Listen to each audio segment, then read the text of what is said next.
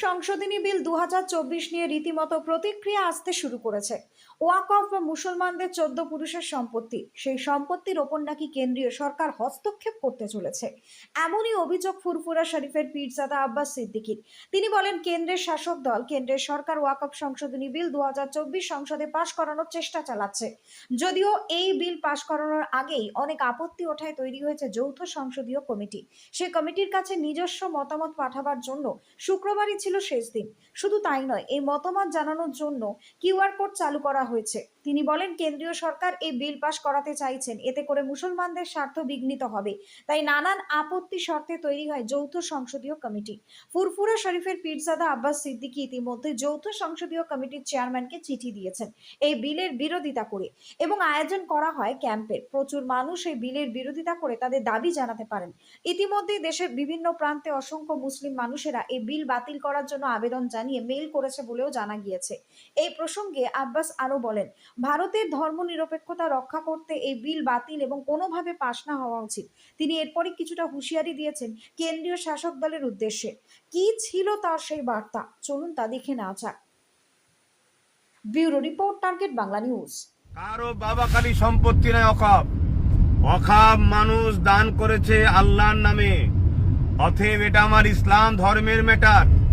আমার ধর্মের উপরে আঘাত দিবার অধিকার দেশ কাউকে দেয়নি, সংবিধান কাউকে দেয়নি। এই বিল কোনোভাবে লাগু হতে দেওয়া যাবে না। আর এই বিল যদি লাগু হয়ে যায়, দোদকে দোদকে মরার থেকে একেবারে মরে যাওয়া ভালো।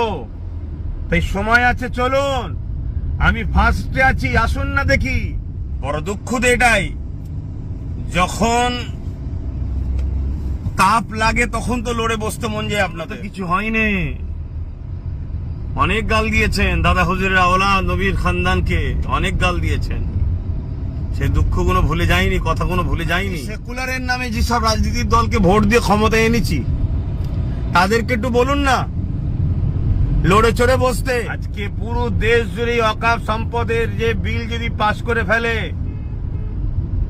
আমার মুসলিম কম, আমি বলছি, আমরা দিশেহারা তো এমনি হয়ে আছি, আরো দিশেহারা হয়ে যাব। আসসালামু আলাইকুম ওয়া রাহমাতুল্লাহি ওয়া বারাকাতুহু। দূরে কাছে যে যেখানে আছেন, সকলের উদ্দেশ্যে একটা কথা। দেখুন, অনেকে আমায় ফোন করছে বা আমার পেজের অফিসে জানাচ্ছে যে আজকে পুরো দেশ জুড়ে, আমার মহান ভারতবর্ষে, এই যে বিজেপি সরকার একটা ওয়াকফ সংশোধনের বিলের নামে 2024, যেটাকে ওয়াকফ সম্পদকে গ্রাস করার বা নিজেদের আয়ত্তে আনার ষড়যন্ত্র যে করছে, সেটাকে নিয়ে আমার বক্তব্য কি, আমার কোন রকম সেরকম বাইট কিছু দেখছেন অনেকে জিজ্ঞেস করছে। দেখুন, দুঃখ লাগে এটাই যে আজ আপনারা ভাবছেন, আমি বিগত 3-4 বছর ধরে বলছি, এমন একটা দিন আসছে সবকিছু আমাদের হাত থেকে বেরিয়ে চলে যাবে। আমি তো ওয়াকফ সম্পত্তি নিয়ে কলিকাতা রাজপথ থেকে শুরু করে বাংলার অলিতে গলিতে 3-4 বছর ধরে আন্দোলন করছি যে ওয়াকফ সম্পত্তি এটা মুসলমানদের ব্যক্তিগত সম্পদ। এটা মানুষ দান করে মহান স্রষ্টা রব্বুল আলামিনের নামে। অতএব এটাকে কখনোই কোনো সরকারের হস্তান্তর হতে পারে না। কিন্তু আমরা বিগত দিন থেকে দেখে আসছি, প্রতিটা সরকারই যখন ক্ষমতায় আসে, ওয়াকফ সম্পত্তির কোটি কোটি টাকা তারা লুটপাট করে, সম্পদকে বিক্রি করে দেয়। তার বিরুদ্ধেও তো আন্দোলন করে আসছি। তাই আমি বারবার বলেছিলাম যে আসুন, ঐক্যবদ্ধ হন, সংগঠিত হন, নিজেদের সম্পদ নিজেরা দখল করুন, নিজেদের ধর্মীয় এটা বিষয় নিজেরা রাখুন, নিজেরা পরিচালনা করুন, নিজেরা এর তত্ত্বাবধান করুন। কিন্তু অনেকে তো আমাকে গালিগালাজ করেছিলেন, অনেক সমালোচনা করেছিলেন, অনেক কিছু বলেছিলেন। হ্যাঁ, আজকে আমার বাইট দেখতে পাচ্ছেন না, কিন্তু লক্ষ লক্ষ মানুষের কাছে আমার সংগঠনের মাধ্যম দিয়ে তাদেরকে এই যে আজকে 2024 ওয়াকফ সংশোধনীয় বিলের নামে বিজেপি সরকার যে সংবিধান বিরোধী যে বিল পাস করার জন্য ঘৃণা চক্রান্ত করছে, তার বিরুদ্ধে ফুরফুরা আহলে সুন্নাত ওয়াল জামাতের লক্ষ লক্ষ যুবকরা, বাপেরা মায়েদের দ্বারা আমরা বাড়ি বাড়ি গিয়ে আমাদের সংগঠনের মাধ্যম দিয়ে ওই স্ক্যান করে, যেটা মুসলিম পার্সোনাল ল বোর্ড চেয়েছে, পাটাবাদ যে ব্যবস্থা করতে বলেছে, সে কাজ অলরেডি আমাদের চলছে। বড় দুঃখ তো এটাই, যখন তাপ লাগে তখন তো লড়ে বসতে মন যায় আপনাদের। ফোন করে অনেকে সমালোচনা করছেন। হ্যাঁ, দেখুন 3 বছর কম বেশি আগে থেকে আমি বলে আসছি, যেমন একটা দিন আসছে দিশে হারা হয়ে যাবেন,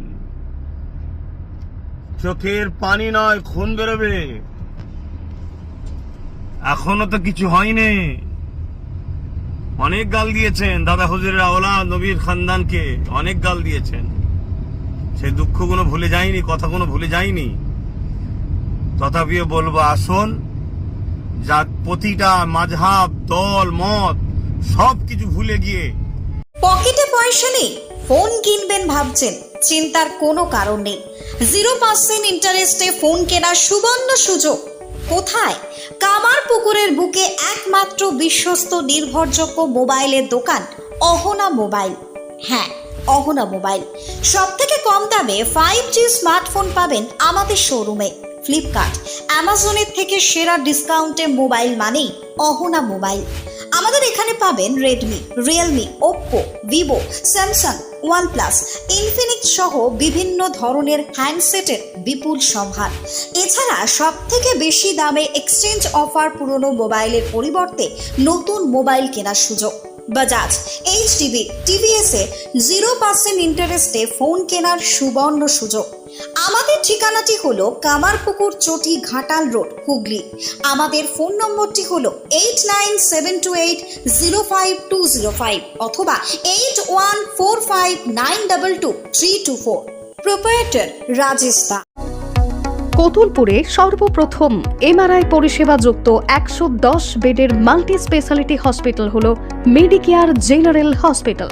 স্বাস্থ্যসাথী মান্যতাপ্রাপ্ত এই হসপিটালে রয়েছে AC, non AC cabin, modern OT, ICCU, NICU, micro surgery, dialysis বিভাগ, ব্রেন ও spine surgery, cancer surgery, lift সহ নানান পরিষেবা।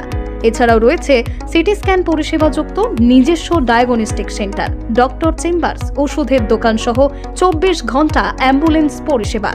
24 ঘন্টা অ্যাক্সিডেন্ট এমার্জেন্সি, রোগীর সুচিকিৎসা, সুপরিষেবা এবং সুস্বাস্থ্যই হলো আমাদের মূল লক্ষ্য। ঠিকানা সরিষাদিঘি, কতুলপুর, বাঁকুড়া। যোগাযোগ নম্বর 9434216662 অথবা যোগাযোগ করুন 9732212924 এই নম্বরে।